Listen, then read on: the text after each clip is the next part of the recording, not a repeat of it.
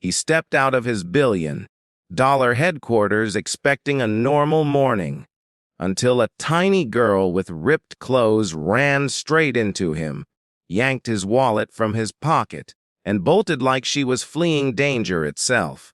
For a moment he just stared, confused. Then he saw the look in her eyes. Pure fear. The kind that doesn't come from stealing, but from surviving. So he took off after her, sprinting through traffic, shouting for her to stop. And when he finally caught her, shaking and crying in an alley, the truth she whispered didn't just stun him. It broke him. Before we dive in, please subscribe for more stories like this. I walked out of my building thinking it would be a normal morning. Same routine. Same schedule. Same tight, polished world that never surprised me anymore. My security team was a few steps behind me, talking into their earpieces, and I was scrolling through emails on my phone when something brushed against my suit jacket. I didn't look up at first. The sidewalk was always crowded, but then I felt a tiny tug, quick, sharp, intentional. My eyes snapped up, and there she was, a little girl, maybe 7 years old. Her clothes were ripped, her face streaked with dirt, her eyes wide with panic. She clutched something in her hand, and when I focused, my stomach dropped. My wallet. Before I even processed it, she turned and sprinted like she was running from a burning building. For a second, I just stood there stunned. Not because my wallet was gone, but because she looked terrified, not sneaky. Terrified. "Hey! Hey! Stop!" I shouted. She didn't. She ran faster. I dropped my briefcase and took off after her. I must have looked insane. Some billionaire CEO sprinting through downtown traffic after a kid half my size. But I didn't care. Something about the way she ran, it wasn't normal. She wasn't running from me. She was running from something bigger. Cars honked as she darted between them. She nearly slipped on the curb. She kept glancing over her shoulder, not at me, but behind me, like someone else was following her too. Someone she feared far more than a man in a suit. "Stop! I'm not going to hurt you!" I yelled. She didn't listen. She clutched my wallet tight against her chest, as if she'd die without it. I finally caught up when she tripped in an alley behind a coffee shop. She fell hard, hands scraping the pavement, knees bleeding through her torn dress. She curled into a ball, shielding the wallet with her body like it was hers.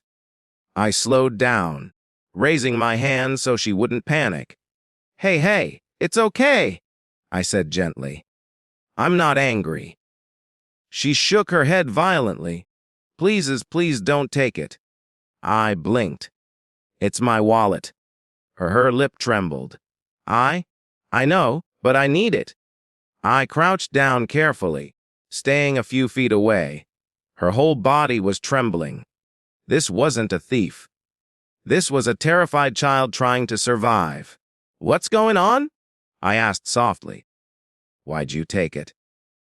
She pressed the wallet tighter. He said, "If I don't bring money today, he won't let my mom come back." My heart punched my ribs. "Who said that?" I whispered. She shook her head. "I can't tell. He'll hurt her more." Well, the way she said, "more," hit me like ice water. I slowly extended my hand. "What's your name?" She hesitated, then whispered, "Alani." "Alani, you're safe. I promise. I won't let anyone hurt you." She didn't believe me. You could see it in her eyes. She'd heard promises before, probably broken ones. "Is your mom in trouble?" I asked. Alani nodded, tears spilling down her cheeks. "They took her last night." She tried to talk back. I heard them hitting her. "They locked me in the closet so I wouldn't help." My stomach turned. This wasn't about a wallet. This was about a child crying out for help in the only desperate way she could. A man stepped into the alley from the street. Big, bald, tattooed, with a cigarette hanging from his mouth. He saw Alani, then saw me, and he smiled. "There you are," he said darkly. Alani's entire body flinched. She hid behind me instantly. That told me everything. "Is this who you're running from?" I asked quietly. She nodded. The man flicked his cigarette aside. "Kid's been causing problems. She belongs with us." "No," I said firmly, stepping in front of her. "She doesn't." He snorted. "Look, man, she's a thief. See, she stole your wallet." "Boff, she stole it because she's terrified of you." I shot back. He took a step closer. "Hand her over." "Not your business." I stood taller. "She's a child, and now she's my business." He lunged for her. I grabbed his arm and shoved him back so hard, he stumbled against the brick wall. My security team burst into the alley seconds later, drawn by the shouting. They pulled him away while he yelled threats, but none of his words mattered. Alani wasn't looking at him anymore. She was staring at me. "Hey, are you really gonna help?" she whispered. "I'm not leaving you," I said. "Not for a second." Yeah, I walked her out of the alley with security surrounding us, and for the first time since I chased her, she held on to me. Not out of fear, but hope. Real, fragile hope. At my office, I gave her food. She devoured it like she hadn't eaten in days. Then I called the police, social workers, and everything I had access to. Wealth, power, connections. I used all of it. Within hours, they tracked the place where her mother was being held. Officers raided it. Found several women locked inside, bruised, terrified, including Alani's mom. When they brought her into the lobby of my building, Alani ran faster than she did when she tried to escape me, except this time she wasn't terrified. She was flying toward safety. Her mom collapsed to her knees, hugging her with everything she had left. I stood a few feet back, letting them have their moment. But then Alani turned to me with her mother still in her arms. "You saved us," she said softly. Her mother looked at me through tears. "Thank you. I didn't think anyone would ever help." I swallowed hard. "I'm just glad you're both safe." Alani held up my wallet, finally ready to return it. "I'm sorry. I didn't want to steal. I just didn't know what else to do." I knelt down. "You don't have to apologize. You did what you had to save your mom." She placed the wallet in my hand. Then I opened it and slipped a card out. My personal number. I pressed it into her hand. "If you ever need anything, food, help, safety, you call me. Day or night."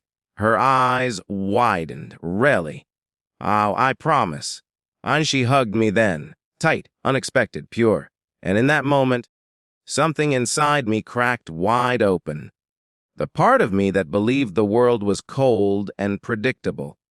Because that little girl running from danger had just run straight into my heart. Later that night, when I walked to my car, I realized something I hadn't thought about all day. If she hadn't taken my wallet, if I hadn't chased her, if she hadn't fallen, I never would have known she needed help. Sometimes fate uses the strangest, craziest ways to bring you to people you're meant to save. And that little girl didn't steal from me that day. She gave me something I didn't even know I'd lost.